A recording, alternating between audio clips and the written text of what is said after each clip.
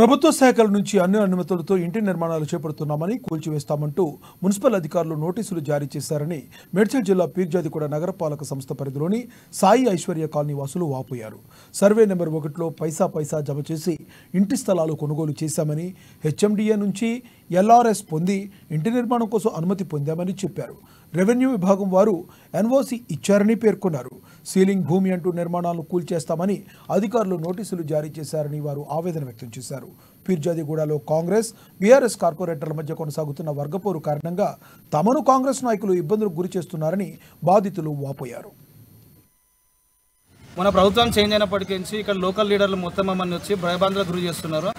ఇంత ముందుకు మాకు ఆల్రెడీ 2011లో ఎంఆర్ఓ ఎన్ఓసి ఇచ్చింది. 2011లో ఫుల్ ఎల్ఆర్ఎస్ ఉంది.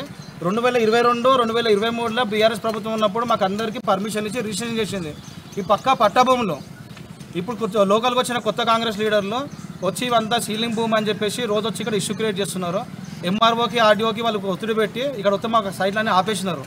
మేము ఇవంతా పక్కా రిజిస్ట్రేషన్ భూములు ఇవన్నీ, దీనిలో సీలింగ్ భూమి అసలు లేదని చెప్పేసి ఎంఆర్ఓ సర్టిఫికేట్ ఇచ్చింది. ఫుల్ ఎల్ఆర్ఎస్ ఉన్నది.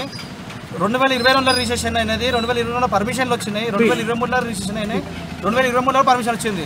వాళ్ళు ఇప్పుడు వచ్చేయమంటున్నారు గత ప్రభుత్వం చేసింది అంటున్నారు. మొన్న వచ్చిన కాంగ్రెస్ లోకల్ నాయకులంతా గత ప్రభుత్వంలో మల్లారెడ్డి కింద మెయిన్ అనుచరులు వాళ్ళు ప్రభుత్వంలో ఉన్నప్పుడు, వాళ్ళు టీఆర్ఎస్లో పదవులు ఉన్నప్పుడే మాకు పర్మిషన్లు వచ్చినాయి. ఇప్పుడు 15 రోజుల కింద కూడా మాకు 2 సైట్లకు పర్మిషన్లు వచ్చినాయి. రిజిస్ట్రేషన్ అయినా G+1 కట్టుకోమని చెప్పి ఎంఆర్ ఆఫీస్కి వచ్చి పర్మిషన్లు వచ్చినాయి. ఈరోజు వాళ్ళు వచ్చి సైట్లు మొత్తం ఆపేమని మీరు చూస్తున్న సైట్లు అన్ని సైట్లు అవుతున్నాయి. సైట్ 15 రోజులకి సైట్లు కట్టొద్దని